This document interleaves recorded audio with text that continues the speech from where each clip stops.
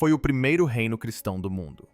Os Evangelhos de Germa na Etiópia são considerados os manuscritos cristãos ilustrados mais antigos.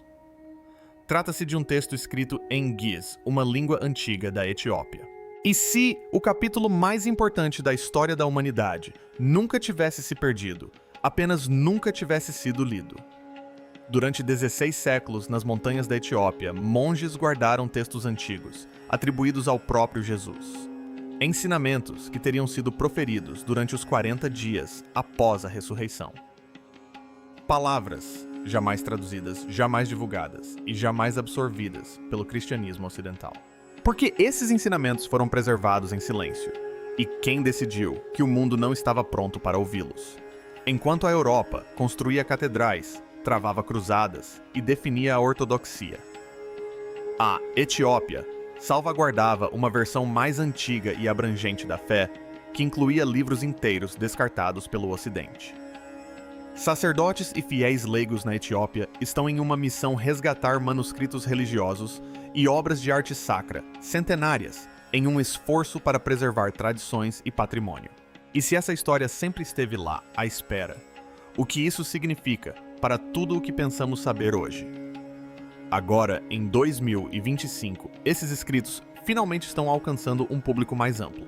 E o que revelam não desmantela a ressurreição, mas a transforma questionando quem moldou a história do cristianismo, quem foi excluído dela e por que este capítulo permaneceu inédito até agora. O manuscrito que muda tudo. Permita-me levá-lo a um lugar que a maioria das pessoas jamais verá. No alto das terras altas da Etiópia, onde o ar é rarefeito e o silêncio é ancestral, existem mosteiros esculpidos em paredões rochosos. Dentro dessas muralhas de pedra, a região de Traai, no norte da Etiópia, é conhecida por seu conjunto de igrejas escavadas na rocha. Só há um caminho para subir e escalar esse penhasco. Monges passaram séculos copiando textos à luz de velas levantando-se antes do amanhecer. Eles jejuam. Eles oram. E guardam manuscritos cuja existência o mundo exterior esqueceu. Um desses manuscritos chama-se Mashafá Kedan, que se traduz como o Livro da Aliança. Está escrito em gaélico, a língua litúrgica clássica da Igreja Ortodoxa Etíope. O gás não é como o grego ou o latim. Ele carrega camadas de simbolismo, teologia poética e significado espiritual que não podem ser simplesmente decodificadas como matemática. Por essa razão, os estudiosos ocidentais o ignoraram em grande parte. Eles se concentraram nas línguas que conheciam, hebraico-grego e latim, e presumiram que se algo importante existisse um livro sagrado, com mais de 1000 anos, considerado a Bíblia hebraica mais antiga e completa, já teria sido traduzido há muito tempo. Eles estavam enganados. O Mashafá Kedan contém algo extraordinário. Ele preserva ensinamentos atribuídos a Jesus durante os 40 dias entre a ressurreição e a ascensão. Na tradição ocidental, esses 40 dias são quase vazios.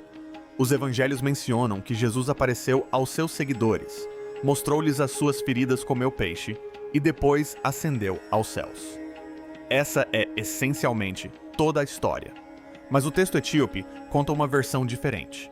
Nessa versão, o Jesus ressuscitado não prova simplesmente que está vivo. Ele ensina. Ele instrui. Ele revela práticas, visões e verdades espirituais. Jesus ressuscitou verdadeiramente dos mortos. Então, o julgamento de Deus caiu sobre todos os poderes de crueldade, tirania e ódio que contribuíram para a sua morte, que nunca foram registradas nos textos que se tornaram a Bíblia ocidental. Uma passagem do texto recém-traduzido diz: "Vocês pedem provas, mas eu lhes dou discernimento. Vocês buscam sinais, mas eu lhes dou quietude." Pense nisso por um momento. Este não é o Jesus dos sermões públicos e das colinas lotadas. Este é Jesus como um guia místico, ensinando seus seguidores mais próximos a enxergarem o mundo de forma diferente após a ressurreição. O texto fala da alma se tornando luz. Fala da dor se transformando em compreensão. Descreve a ressurreição não como um único evento milagroso, mas como um processo de despertar que qualquer pessoa pode vivenciar se seguir um certo caminho de devoção. Outro trecho do texto afirma que você verá não com os olhos fechados pelo medo, mas com o coração aberto pela admiração. Essa linguagem não é doutrinária. Não se trata de acreditar nas coisas certas ou seguir as regras certas. Trata-se de transformação. Trata-se de se tornar algo novo. E essa ênfase na mudança interior, em vez de provas externas, é radicalmente diferente de como a ressurreição tem sido apresentada no cristianismo ocidental nos últimos 17 séculos. Agora, preciso deixar algo bem claro. Este não é um evangelho secreto sensacionalista, no estilo das teorias da conspiração.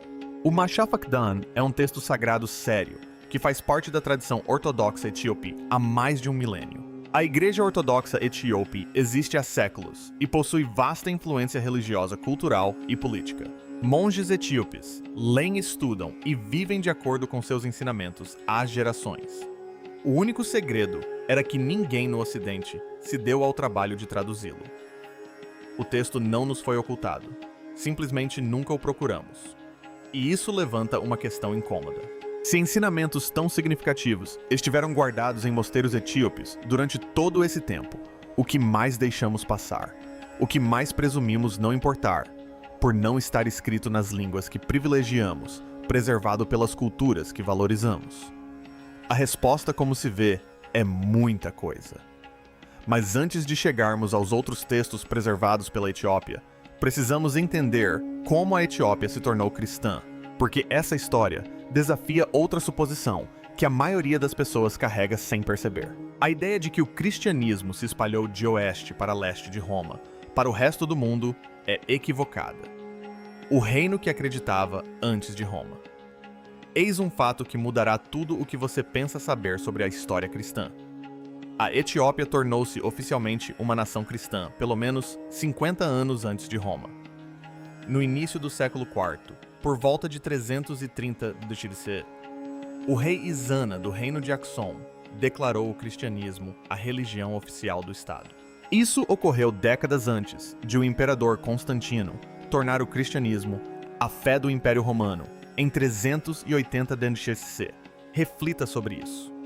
Enquanto Roma ainda debatia, enquanto os grandes concílios ainda se formavam, enquanto os credos que definiriam o cristianismo ocidental ainda estavam sendo escritos, a Etiópia já havia se comprometido.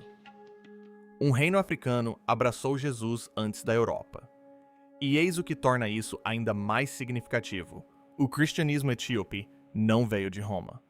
Desenvolveu-se independentemente. A fé se espalhou por meio do envolvimento local, da devoção pessoal e da influência de missionários como Fumentius, lembrado na tradição etíope como o primeiro bispo de Axum. Não houve decretos imperiais forçando a conversão. Não houve exércitos carregando cruzes ao lado de espadas. A fé cresceu, como descreveu um monge etíope, não nas costas de um império, mas nos corações do povo. Como o cristianismo etíope se desenvolveu fora da influência romana, criou seus próprios ritmos lúgubres, seu próprio vocabulário teológico e suas próprias tradições escriturísticas, moldadas pelo contexto local e pelas línguas antigas. Enquanto Roma realizava concílios para decidir quais livros pertenciam à Bíblia, a Etiópia preservava silenciosamente textos que esses concílios rejeitaram. Sacerdotes e leigos da capital etíope trabalhavam em conjunto para reproduzir manuscritos religiosos e obras de arte sacra, por vezes com séculos de idade. Enquanto Constantinopla e Roma estavam envolvidas em lutas políticas e teológicas sobre autoridade e doutrina, monges etíopes escalavam montanhas para construir mosteiros, onde pudessem orar em paz e copiar manuscritos que sobreviveriam por 16 séculos. A igreja etíope fazia perguntas diferentes das da igreja romana. Roma perguntava: como unificar a crença sob uma autoridade central? A Etiópia perguntou: como podemos encontrar o sagrado diretamente? Essa única diferença moldou duas formas completamente distintas de cristianismo. Roma construiu concílios credos e hierarquias. A Etiópia construiu rituais práticas e uma tradição mística baseada na experiência e não na autoridade. Em Roma, o cristianismo se organizou. Na Etiópia, o cristianismo se tornou concreto, vivenciado por meio de jejuns que duram mais de 200 dias por ano, por meio de orações ao nascer do sol, por meio de cânticos que ecoam pelos vales das montanhas, por meio de uma relação com o divino, que é imediata e pessoal. Um sacerdote etíope disse o seguinte: a igreja não é feita de pedra. É feita de respiração, fogo e água, como a própria criação. Isso não é metáfora. É teologia vivida. E isso explica por que o cristianismo etíope preservou textos que a tradição ocidental descartou. Quando sua fé se baseia na experiência direta em vez do controle centralizado, você não precisa jogar fora livros que desafiam a autoridade. Você precisa de livros que aprofundem a experiência. E os livros que a Etiópia preservou são extraordinários. Antes de explorarmos esses livros, quero mostrar algo notável. Uma prova de que o cristianismo etíope não era um ramo menor, mas uma tradição sofisticada, letrada e artisticamente rica que antecede a maior parte do que chamamos de civilização cristã ocidental. Estou falando dos Evangelhos de Gara, os livros cristãos mais antigos da Terra. Em um mosteiro chamado Abagarima, localizado nas terras altas da Etiópia, existem livros de evangelhos ilustrados que foram datados por análise de radiocarbono entre 390 e 570 d.C. Isso os torna alguns dos manuscritos cristãos mais antigos que existem. Trata-se dos Evangelhos Germânicos Etíopes, uma cópia manuscrita completa dos 4 evangelhos, datada de 330 d.C. Eles podem ser mais antigos do que qualquer livro de evangelho completo da Europa. Enquanto grande parte da Europa entrava no que os historiadores chamam de Idade das Trevas, enquanto o Império Romano entrava em colapso e as guerras tribais consumiam o continente. Escribas etíopes criavam manuscritos completos dos evangelhos com clareza teológica e visão artística. Os evangelhos de Germa não são apenas textos, são arte. As páginas são feitas de pele de cabra, cuidadosamente preparada e tingida com pigmentos naturais. As ilustrações mostram a narrativa do evangelho em um estilo único do cristianismo etíope, com imagens e simbolismos que se desenvolveram independentemente das tradições artísticas bizantinas ou romanas. Esses livros não foram feitos para poder ou ostentação. Foram feitos para devoção, para meditação, para beleza. Um monge do mosteiro de Gara escreveu: desenhar é rezar com a mão, o que a boca não pode dizer.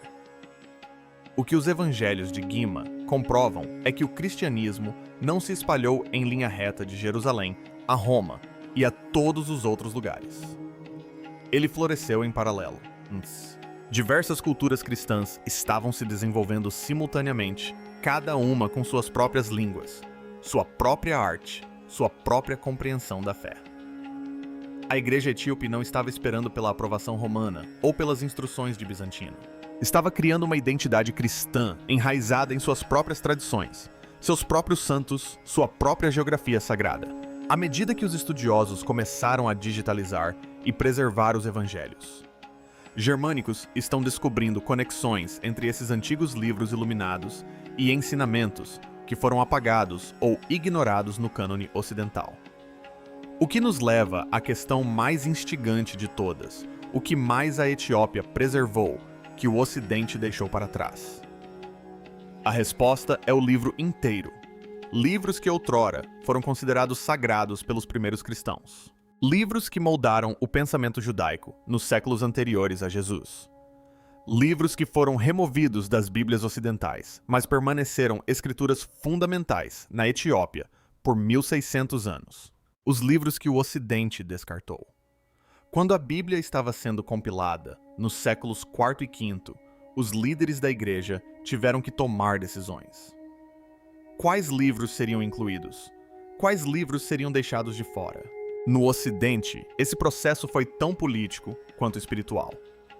Conselhos se reuniram debates acirrados, Ocorreram concessões, foram feitas. E certos textos foram rejeitados às vezes, por serem considerados místicos, demais complexos, demais ou difíceis demais de controlar. A Etiópia fez escolhas diferentes, e os livros que eles preservaram são fascinantes. Notavelmente, a Bíblia etíope inclui um livro de Enoque e o livro dos Jubileus, não como notas de rodapé ou apêndices, mas como escrituras centrais. Esses não são textos obscuros. O livro de Enoque teve enorme influência no cristianismo primitivo. O livro de Enoque é uma compilação de diversos escritos que provavelmente existiam independentemente, mas que eventualmente foram reunidos em um único documento.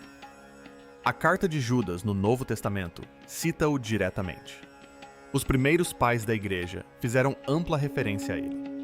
Fala de anjos visões, justiça cósmica e a vinda de uma figura messiânica. Moldou a forma como os primeiros cristãos entendiam a profecia, a ressurreição e o fim dos tempos. Mas os líderes da igreja ocidental decidiram que era demasiado místico, demasiado difícil de conciliar com a doutrina que estavam a construir. Por isso, removeram-no. O livro dos Jubileus reconta o livro do Gênesis com um calendário sagrado e uma estrutura espiritual. Fornece contexto para a compreensão da lei judaica, da cosmologia e da relação entre a humanidade e o divino. Tal como o livro de Enoque foi amplamente lido nos séculos anteriores e posteriores a Jesus. Assim como o primeiro evangelho de Enoque foi excluído das Bíblias ocidentais. Mas a Etiópia preservou ambos. Os cristãos etíopes leem esses textos continuamente há mais de 16 séculos. Nunca os perderam. Nunca decidiram que não eram importantes. Um monge etíope escreveu: "O olho que vê os anjos não precisa da permissão de Roma." Por muito tempo, os estudiosos ocidentais presumiram que essas versões etíopes poderiam ter sido corrompidas ou alteradas ao longo dos séculos. Então, em 1947, veio a descoberta dos manuscritos do Mar Morto. Os manuscritos do Mar Morto são uma coleção de textos judaicos antigos, escritos entre os últimos 3 séculos antes de Cristo e o século I depois de Cristo. Em cavernas perto de Qumran foram encontrados fragmentos de um dos manuscritos de Enoque, escritos em aramaico, datando de séculos antes de Cristo. Quando os estudiosos compararam esses fragmentos com as versões etíopes preservadas em Gaias, ficaram impressionados. Os textos etíopes coincidiam. A Etiópia não havia alterado esses livros. A Etiópia os preservou com notável fidelidade, enquanto o Ocidente havia esquecido que eles sequer existiram. Pense no que isso significa. Durante séculos, os estudiosos estudaram o cristianismo usando um conjunto incompleto de textos. Eles construíram teologias, escreveram dissertações e debateram doutrinas, com base em uma Bíblia que não continha livros inteiros. Entretanto, as versões completas estavam guardadas em mosteiros etíopes, aguardando para serem redescobertas. A arrogância de presumir que nada de importante pudesse existir fora da tradição ocidental, fora das línguas que privilegiamos, fora das culturas que colocamos no centro, essa arrogância nos custou séculos de conhecimento. E agora voltamos ao ponto de partida, o Mashafaka Kedan, os ensinamentos da ressurreição. Porque esses textos recém-traduzidos não são isolados. Eles fazem parte de toda uma tradição do cristianismo etíope, que preservou a espiritualidade mística e transformadora, baseada na experiência, enquanto o Ocidente construía suas instituições. E esses ensinamentos oferecem algo que muitas pessoas hoje buscam desesperadamente: a ressurreição como despertar. No cristianismo ocidental, a ressurreição é tratada principalmente como um evento histórico. Jesus morreu. Jesus ressuscitou. O túmulo estava vazio. Acredite ou não. A ênfase está no milagre como prova. Evidências de que Jesus era quem afirmava ser. Validação da teologia cristã. Mas os textos etíopes apresentam algo diferente. Apresentam a ressurreição não apenas como um evento, mas como um processo. Não apenas como algo que aconteceu a Jesus, mas como algo que pode acontecer a qualquer pessoa que siga o caminho que ele ensinou. De acordo com esses ensinamentos, os 40 dias após a ressurreição não foram um período ocioso. Foram o período de ensino mais importante do ministério de Jesus. Durante esses 40 dias, ele instruiu seus seguidores mais próximos em práticas de transformação. Ele os ensinou a enxergar de forma diferente, a perceber a realidade com profundidade espiritual e não apenas com a visão física.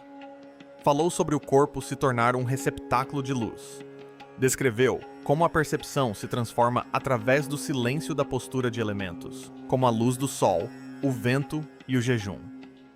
Um trecho do texto diz: "Aqueles que seguem o sol, mas não veem a sua luz, ainda não ressuscitaram." Isso reformula tudo.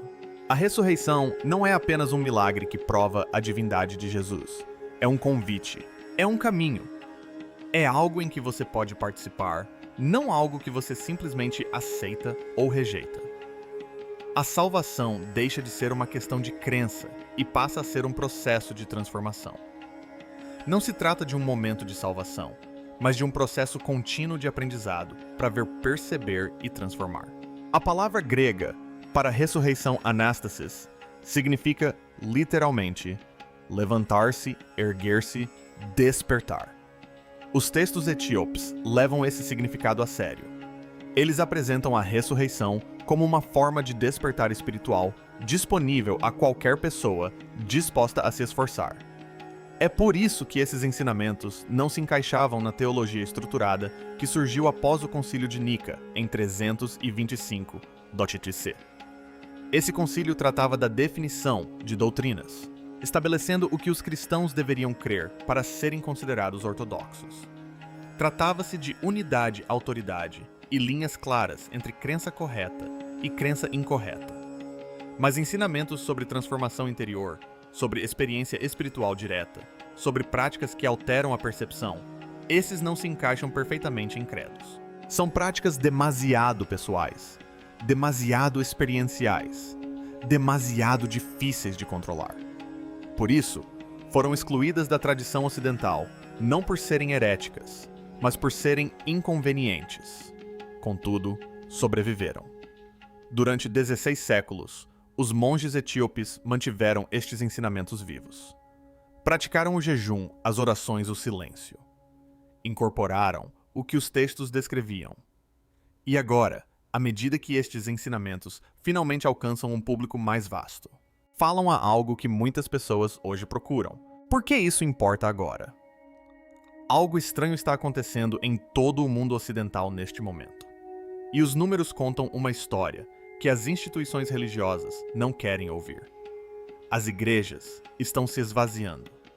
Bancos, que estiveram cheios por gerações, agora estão vazios. Os jovens estão se afastando da religião organizada mais rapidamente do que qualquer geração anterior. Mas eis o que torna este momento diferente da simples secularização, do abandono total da fé pelas pessoas. Os dados revelam algo inesperado. As pessoas não estão abandonando a religião porque deixaram de acreditar. Eles estão saindo porque começaram a querer mais. Pesquisa após pesquisa mostra o mesmo padrão.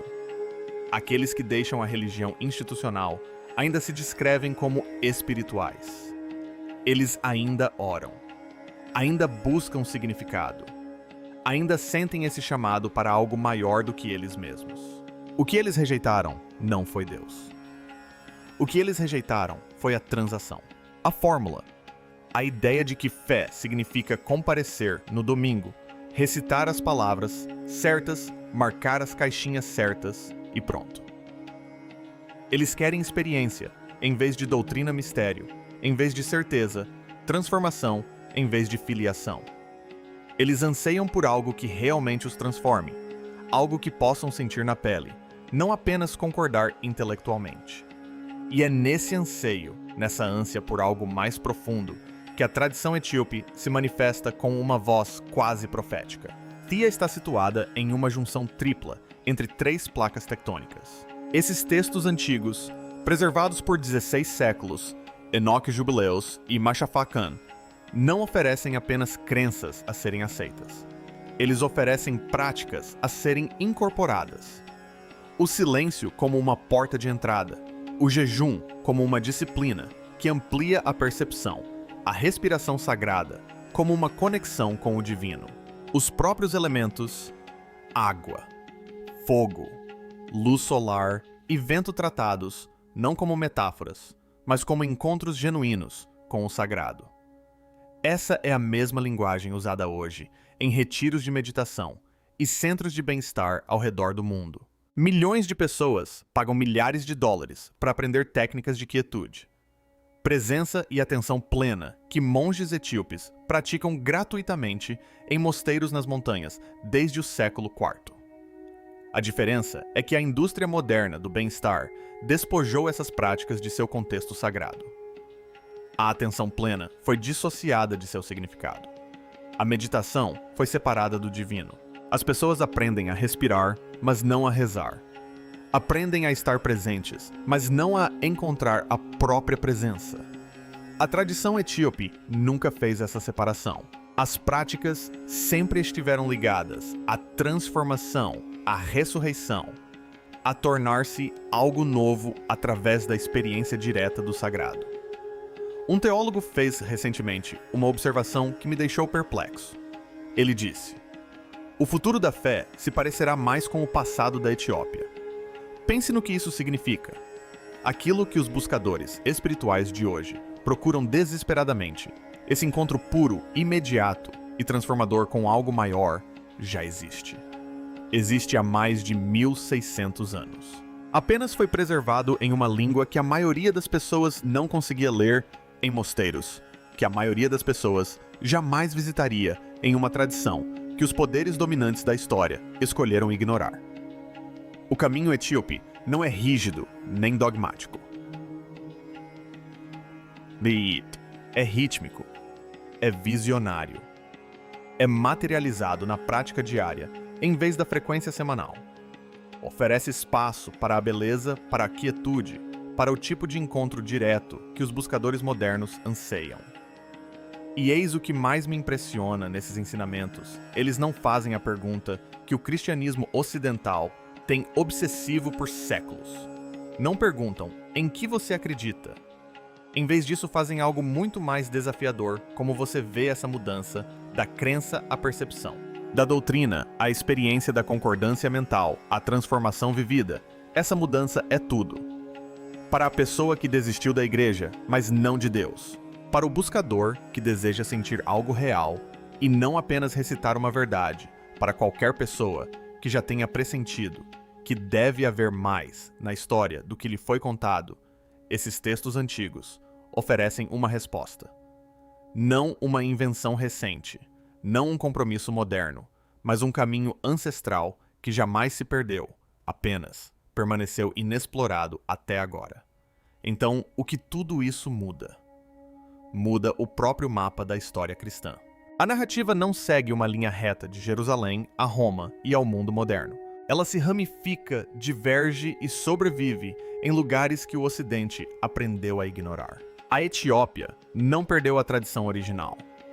Ela a preservou intacta, enquanto outras versões foram restringidas, editadas e declaradas definitivas. Isso muda a forma como vemos a Bíblia, não como um monumento único e intocável, mas como um registro vivo, moldado por decisões humanas, onde algumas vozes foram amplificadas e outras silenciosamente silenciadas. E muda a forma como entendemos a ressurreição, não meramente como um evento em que se deve acreditar, mas como uma transformação destinada a ser vivida. Os textos etíopes sugerem que, em seus últimos 40 dias, Jesus não exigia fé em sua divindade, mas ensinava seus seguidores a despertar para algo novo. Esses manuscritos foram guardados por 16 séculos, copiados à mão, protegidos através de guerras, fomes e impérios. Não porque fossem perigosos, mas porque eram poderosos. Agora elas não estão mais escondidas. As traduções existem. As palavras estão à mostra, o que significa que a história não termina aqui. Ela apenas está chegando ao ponto em que não pode mais ser ignorada. A questão não é mais se esses ensinamentos são reais. A questão é o que acontece agora que finalmente os ouvimos.